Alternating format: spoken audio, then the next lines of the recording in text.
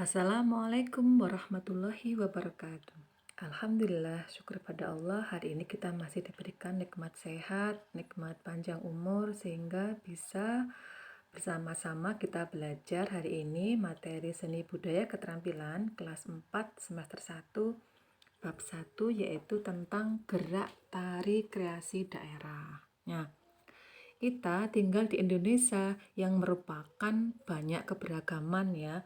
Salah satunya adalah keberagaman tari tradisional atau tari daerah. Banyak sekali kita melihat.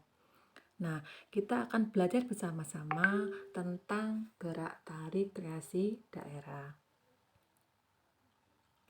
Apa itu pengertian tari kreasi daerah? Kita belajar dari pengertian tari dulu ya. Tari adalah gerak dinamis dan berirama yang memberikan rasa atau nuansa tertentu bagi yang melihat atau yang menyaksikan. Jadi anak-anak, kalau kita melihat sebuah tarian, apapun itu bentuk tariannya, pasti ada gerak di sana. Geraknya dinamis, apa maksudnya? Beraturan. Jadi sudah beraturan, sudah ada pola-polanya. Kemudian ada berirama, ada iramanya, baik itu diiringi oleh musik, kemudian juga bisa dari dia hitungan dan sebagainya. Itu akan memberikan rasa nuansa keindahan bagi yang melihatnya. Adapun tari kreasi adalah tari yang diinovasikan. Diinovasi dari apa saja? Dari geraknya, kemudian alat pengiringnya, ataupun kostum yang digunakan. Jadi dari tari pakem itu sudah dikreasikan model gerak-gerakannya, kemudian juga ada modifikasi dari pengiringnya, ada penambahan mungkin di pengiringnya ataupun kostum yang digunakan itu sudah tidak pakem lagi. Nah, apa saja unsur-unsur tari kreasi? Yang pertama adalah gerakan. Nah, apa itu gerakan? Jadi, gerakan anggota tubuh memiliki nilai estetis atau keindahan. Itu adalah gerakan tari. Ada dua jenis gerak tari. Yang pertama adalah gerak tari yang bermakna atau memiliki filosofis, dan gerak murni, yaitu gerak untuk mementingkan keindahan. Misalkan kalau kita melihat gerak tari torpat itu kan ada maknanya ya untuk orang Batak itu ya. Ada penyambutan dan sebagainya. Kemudian ada gerak murni, itu gerak yang mementingkan keindahan saja. Jadi dia bagus untuk dilihat, tidak ada filosofi di dalamnya. Yang kedua adalah tema. Apa itu tema? Tema itu adalah judul tariannya tadi yang akan dibawakan. Nah, tema tadi menyesuaikan dengan gerakan, iringan, riasan, properti atau alat digunakan. Misalkan tari ganongan.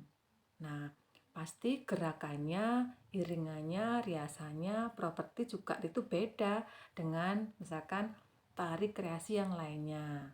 Itu adalah tema tari ya. Kemudian yang ketiga adalah iringan tari. Biasanya dengan tari diiringi oleh alat musik atau benda. Bisa juga dari gerakan tubuh.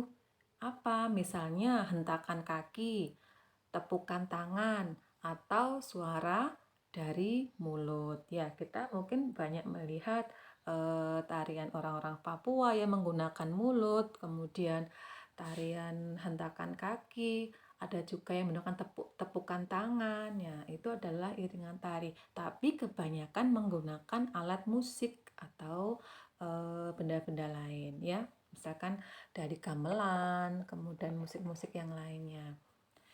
Yang keempat, yang D adalah tata busana dan tata rias.